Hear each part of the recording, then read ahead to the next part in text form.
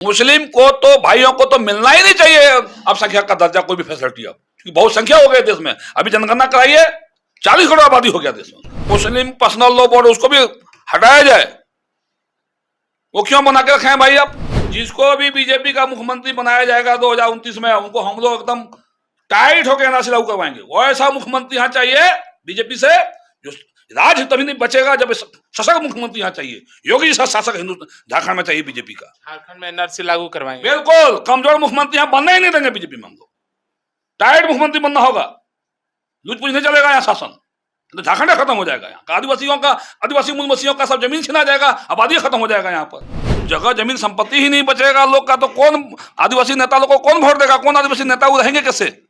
मैं तमाम आदिवासी नेताओं से अपील करता हूँ, चाहे मुख्यमंत्री हेमंत सोरेन जी हो, चाहे बाबूलाल मरांडी जी हो, अर्जुन मुंडा जी हो, चाहे चंपाई सोरेन जी हो, चाहे रामेश्वर उरांव जी, जितने बड़े बड़े लीडर हों, झारखंड मुक्ति मोर्चा, कांग्रेस के, राजद के, जेएमएम के, बीजेपी के, सब आदिवासी नेता आपस में गोलबंद होइए। और आदिवासी, हम लोग अपने आंख के सामने संथाल पन्ना में देख रहे हैं किस तरह आदिवासी का आबादी यहाँ घट रहा है, अब कैसे वहां जमीन लूटी जाए। एक देश में एक निशान, एक से ज्यादा शादी नहीं कर सकते हैं आप।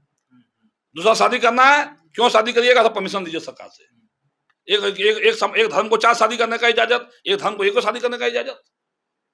वो बढ़ा रहा है, गजबे हिंद बनाने की दिशा में देश को आगे बढ़ा रहा है। कहां जाएगा बहुसंख्यक समाज? एक बार तो देश का कई बार बंटवारा कर दिया, पाकिस्तान बांट के दे दिया, बांग्लादेश बांट के दे दिए, अब कहां बांट के दीजिएगा देश को? गरीब मुस्लिम है, उसको उसकी जमीन जो हड़प ली गई है बलजबरन, उसको वापस कराया जाएगा। या किसी और भी धर्म के लोगों का जमीन को कब्जा किया गया, सरकारी जमीन कब्जा किया गया है, उसको वापस किया जाएगा। वक्फ के नाम पर वक्फ की जो जमीन है उसका रहेगा।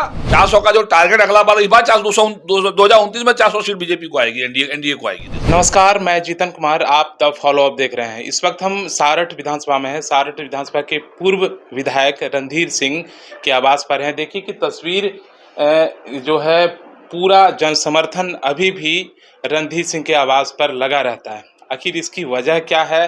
जो नए विधायक आए हैं उनके पास जन समर्थक जाता है या नहीं, उसकी भी तस्वीर उनसे भी हम बयान लेंगे। लेकिन फिलहाल हम रणधीर सिंह के आवास पर हैं कि आखिर इसकी क्या वजह है कि रणधीर सिंह के आवास पर अभी भी जन समर्थक का जो है भीड़ अभी भी लगा रहता है। सीधे रणधीर जी से ही जुड़ते हैं और उसके बाद जो वक्फ बोर्ड है उस पर भी हम बातचीत करेंगे।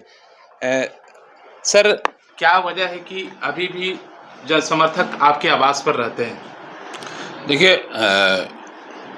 चुनाव में हार जीत अलग विषय है, समीकरण पर हार जीत होती है। कल भी जनता के हम सेवक थे, आज भी जनता के सेवक में, आगे भी रहेंगे। और हर दुख सुख में जनता के लिए हम उपलब्ध रहते हैं 24/7। हमेशा दिन हो रात हो सवेरे, कार्यकर्ता जनता की हर समस्या का समाधान के लिए हम लड़ते हैं, संघर्ष करते हैं। इसलिए लोगों की उत्साह रहता है, लोगों की भीड़ रहती है। इसके लिए पद में रहना कोई जरूरी नहीं है।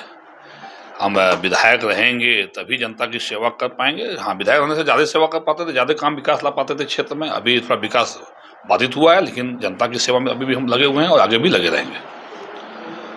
मौजूदा जो वक्फ बोर्ड पारित हो गया है लोकसभा में और राज्यसभा में भी इसको पास करा दिया गया है, और सब अब संभवतः राष्ट्रपति द्रौपदी मुर्मू ने भी इसकी मंजूरी दे दी है।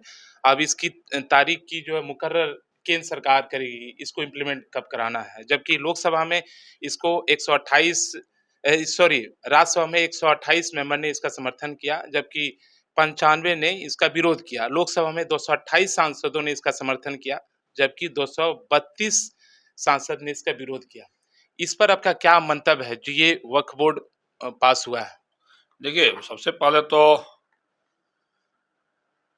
जिन 200 ऐसे एनडीए के सांसद जो सनातनी हिंदुओं का वोट लेके सांसद बने और वक्फ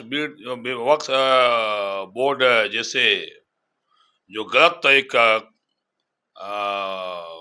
कानून बना के कांग्रेस पार्टी ने देश को सौंपने का काम, देश के माथे पर थोपने का काम किया था, इसमें जो संशोधन आदरणीय प्रधानमंत्री नरेंद्र भाई मोदी जी और एनडीए सरकार ने की है, इसकी मैं तारीफ करता हूं और बहुत प्रशंसा करता हूं। क्योंकि बाबा साहब अम्बेडकर जी ने जो संविधान हम सबको दिए हैं, उनके संविधान में जब उन्होंने दिया उस समय वक्फ बोर्ड कानून संविधान में नहीं था, लेकिन बाद में कांग्रेस पार्टी की सरकार ने इस देश पर कई ऐसे तुष्टीकरण की राजनीति में कांग्रेस पार्टी ने वक्फ बोर्ड कानून बनाया। इसके अलावा मुस्लिम पर्सनल लॉ बोर्ड बनाया, अल्पसंख्यक बोर्ड बनाया। भाई क्या ये हम कहते हैं कि हिंदुस्तान में सनातनी हिंदुओं के बाद सबसे बड़ी आबादी मुस्लिम भाइयों का, और उसको अभी भी अल्पसंख्यक लोग बता रहे हैं। केरल में हिंदू अल्पसंख्यक हैं, कश्मीर में हिंदू अल्पसंख्यक हैं, अरुणाचल प्रदेश में हिंदू अल्पसंख्यक हैं, नागालैंड में हिंदू अल्पसंख्यक हैं, मणिपुर में हिंदू अल्पसंख्यक हैं, अरुणाचल प्रदेश में हिंदू अल्पसंख्यक हैं। ऐसे कई राज्यों में हिंदू अल्पसंख्यक हो गए हैं, उसके लिए कोई कानून नहीं। लेकिन जो बहुसंख्यक मुस्लिम समाज के को अभी भी अल्पसंख्यक बता के उसके लिए कानून थोप कर और गलत नीति जो है देश पर लागू किया गया।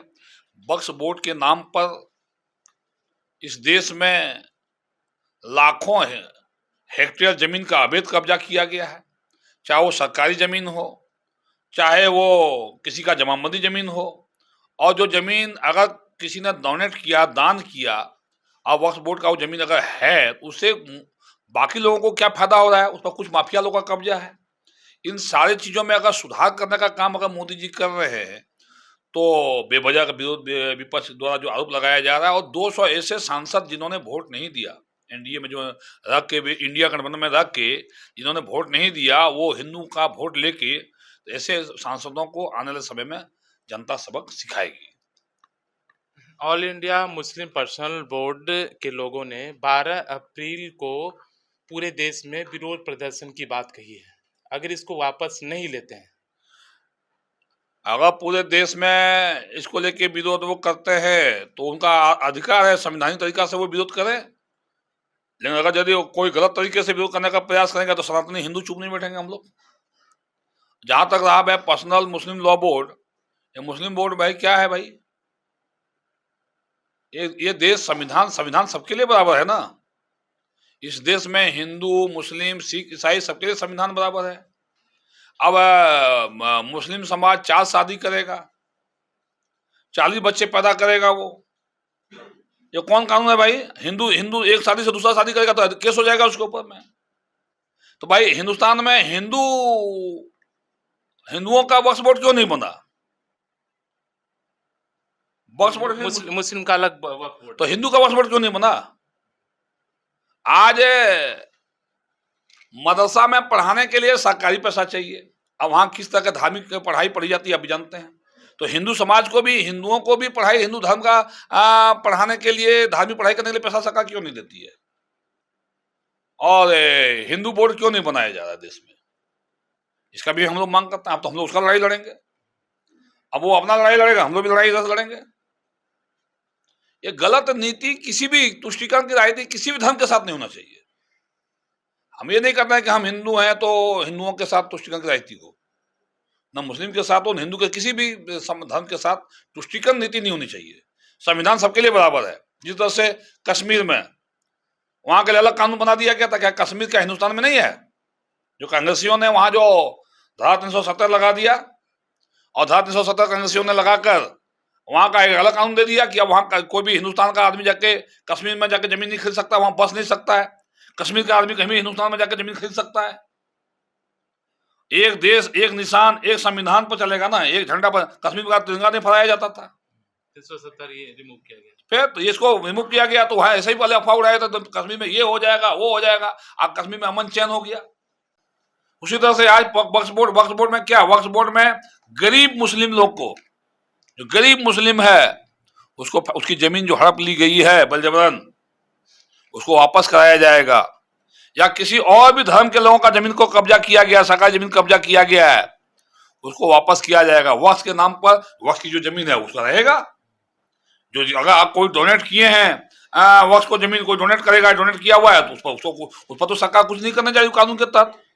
वक्फ बोर्ड की जो जमीन है, जैसे मदरसा हुआ, कब्रिस्तान हो गया, आप पर्सनली यूज नहीं कर सकते, सोशल वेलफेयर। हाँ बिल्कुल, वो जो उनका है वो रहेगा। लेकिन आप जो कब्जा किसी का करके, आप किसी कहीं भी, हम ही हैं, अगर हम कोई संस्था बना लिए, ट्रस्ट बना लिए हैं और किसी का जमीन बजमान कब्जा कर लिए हैं, तो सरकार आई ना कर तो सरकार देखेगी उसको। तो देश में जब वो तुष्टिकरण की सरकार थी उन्होंने नहीं रखा। आज तुष्टिकरण की सरकार नहीं है देश में। आज तो मोदी की सरकार किसी के साथ तुष्टिकरण नहीं करी है, ना हिंदू मुस्लिम सब किसी के सिख ईसाई किसी में भेदभाव नहीं करी है, सबके लिए समान कानून बना रही है। जब लागू हुआ, मैं आदरणीय प्रधानमंत्री नरेंद्र भाई मोदी जी को, अमित शाह जी को, नीतीश कुमार जी को, चंद्रबाबू नायडू जी को, ऐसे तमाम देश के बड़े नेताओं को मैं बधाई देता हूं। और भी जो अभी मुस्लिम पर्सनल लॉ बोर्ड उसको भी हटाया जाए, वो क्यों बना के रखे हैं भाई आप? वो भी तो संविधान में कहीं मुस्लिम पर्सनल लॉ बोर्ड बाबा साहब ने नहीं बनाया था, बाद में कांग्रेस पार्टी ने कानून बनाया इसको संविधान में छेड़छाड़ करके। बाबा साहब अम्बेडकर जी ने जो संविधान हम लोग को दिया है, उसके संविधान में हिंदू मुस्लिम सिख ईसाई सबके लिए समान उन्होंने कानून बनाया था। लेकिन बाद में जो कांग्रेस पार्टी की सरकार देश में रही 60 सालों तक, इन्होंने तुष्टीकरण वोट लेने के लिए गलत गलत कानून बना के माथे पर थोपने का काम इस देश पर। जिस तरह से आप विपक्ष की एकजुटता देखने को मिली, पूरे सांसद ने एकजुटता मजबूती के साथ ही, क्या लगता है कि पूरे देश में एक अलग संदेश जाएगा कि माने विपक्ष जो सत्तारूढ़ पार्टी केंद्र में है उसको आने वाले लोकसभा चुनाव में नुकसान उठाना पड़ेगा? एक बात तो इस देश में बहुसंख्यक हिंदू समुदाय से थोड़ा चूक हो गई कि हम लोग आदरणीय प्रधानमंत्री नरेंद्र भाई मोदी जी को 240 सीट दे पाए और पूरा एनडीए को 286 या 290 से कुछ सीट आया है, तो उतना ही सीट दे पाए। इस बार 400 सीट, अगला बार 400 सीट पूरा नहीं हुआ। 400 का जो टारगेट अगला बार, इस बार 2029 में 400 सीट बीजेपी को आएगी, एनडीए को आएगी देश में पूरी मजबूती के साथ। बिल्कुल। अब तो पूरा जनता जग गई है, बहुसंख्यक हिंदू समुदाय जग रहा है। अब ये गांव में जाइए, पहले नहीं समझते थे बक्स बोर्ड क्या है, हिंदू पर्सनल लॉ बोर्ड क्या है, मदरसा में सरकारी पैसा दो, मौलवी को पैसा सरकारी अनुदान दो, क्या है भाई? ये तो देश के लिए कहीं ना कहीं आप अल्पसंख्यक कर रहे हो। अल्पसंख्यक तो है नहीं, वो तो बहुसंख्यक हो गया। हमने कहा ना कई राज्यों में हिंदू अल्पसंख्यक हो गए देश में, वो कहाँ है अल्पसंख्यक है? अल्पसंख्यक क्यों है? बहुसंख्यक तो जब बहुसंख्यक हो गए देश में, हिंदू के बाद सबसे बड़ी आबादी मुस्लिम का है, तो वो अब अल्पसंख्यक कहाँ है भाई? उसको क्यों अल्पसंख्यक का फैसिलिटी मिल रहा है? अल्पसंख्यक का फैसिलिटी मिलना चाहिए बौद्ध धर्म वाले को, जैन धर्म वाले को अल्पसंख्यक फैसिलिटी मिलना चाहिए, सिख धर्म वाले को मिलना चाहिए, ईसाई धर्म वाले को मिलना चाहिए। उनको अल्पसंख्यक का दर्जा देश में देके उनको राज्य सरकार के तरफ से पारसी भाइयों को मिलना चाहिए। उनको मुस्लिम को तो भाइयों को तो मिलना ही नहीं चाहिए अल्पसंख्यक का दर्जा, कोई भी फैसिलिटी। अब क्योंकि बहुत संख्या हो गई देश में, अभी जनगणना कराइए 40 करोड़ आबादी हो गया देश में, उसका बहुत संख्या हो गया हर जगह। आज संथाल परगना में सबसे ज्यादा खतरा हम संथाल परगना में हैं, हम देख रहे हैं सबसे ज्यादा खतरा यहाँ किसके लिए है?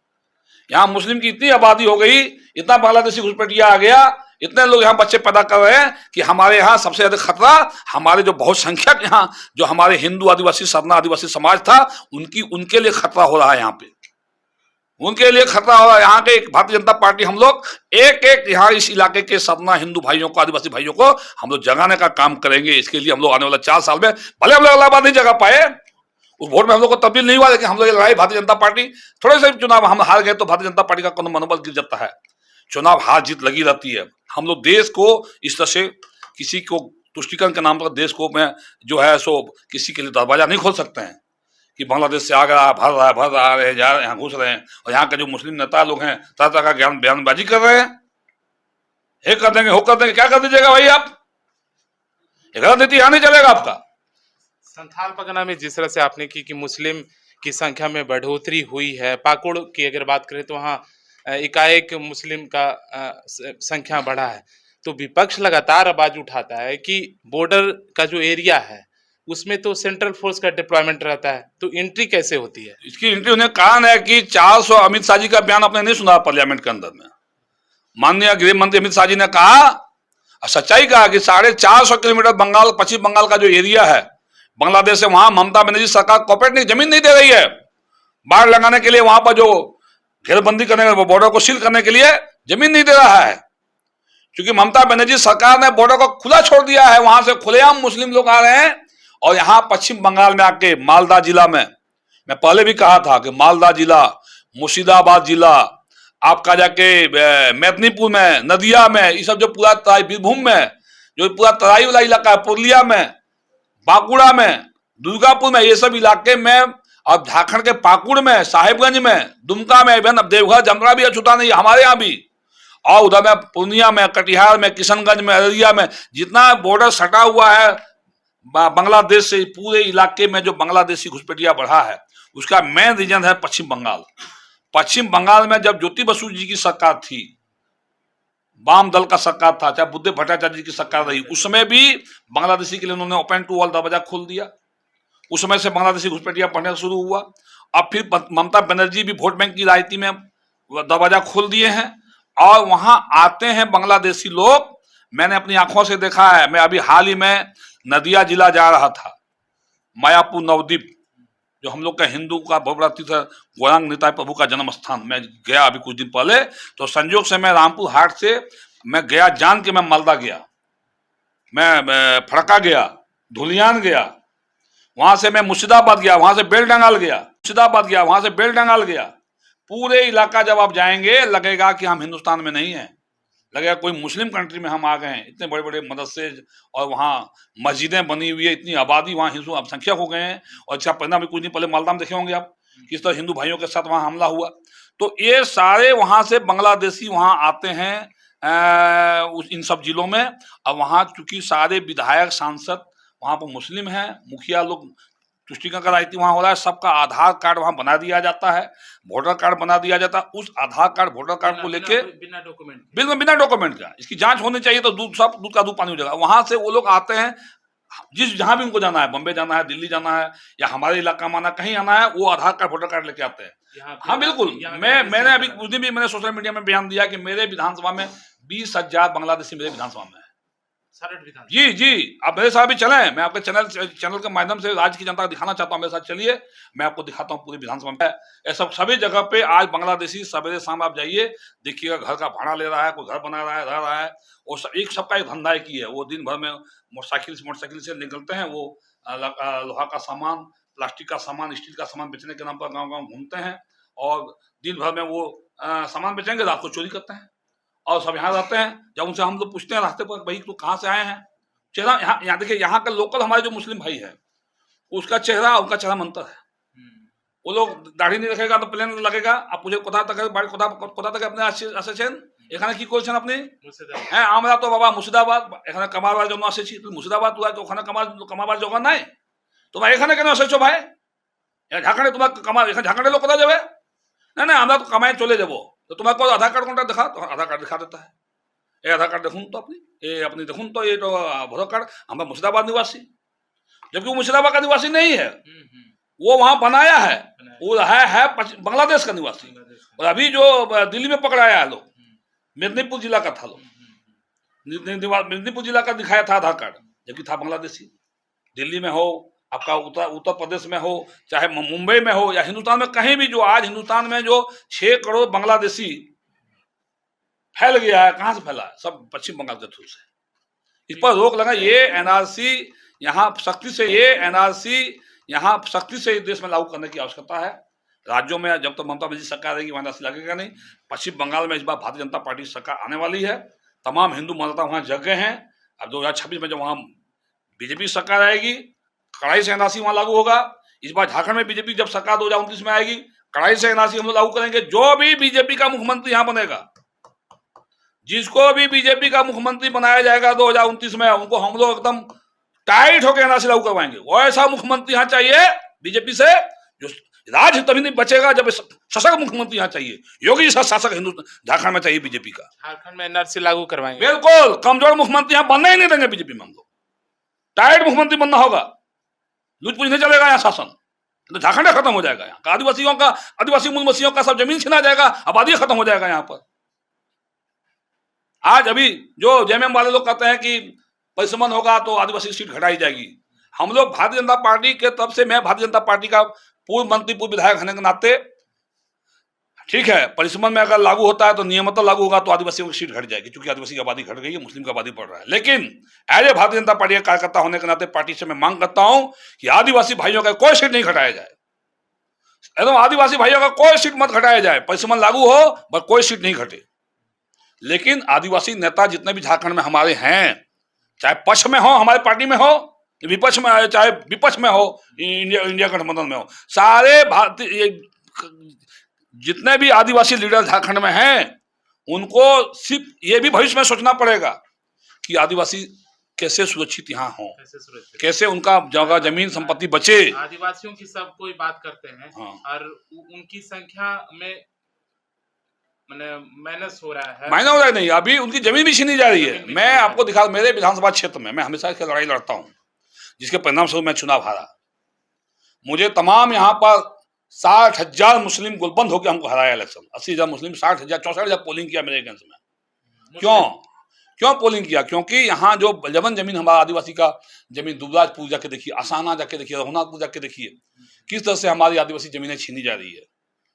लूट लिया यहाँ जमीन, हम हार गए, छीनने शुरू कर दिया। कपसा पिंडारी पूरा गांव उठ के मुस्लिम का पूरा पत्ती जमीन, झाड़ी जंगल जमीन पर कब्जा कर रहा है। ढोल में जो कॉलेज हम लोग बनाए उसके बगल में देखिए आप, सब झाड़ी जंगल जमीन पर कब्जा कर रहा है, मोहल्ला बसा रहा है। इसीलिए लोग जमीन का वोट देता है लोग।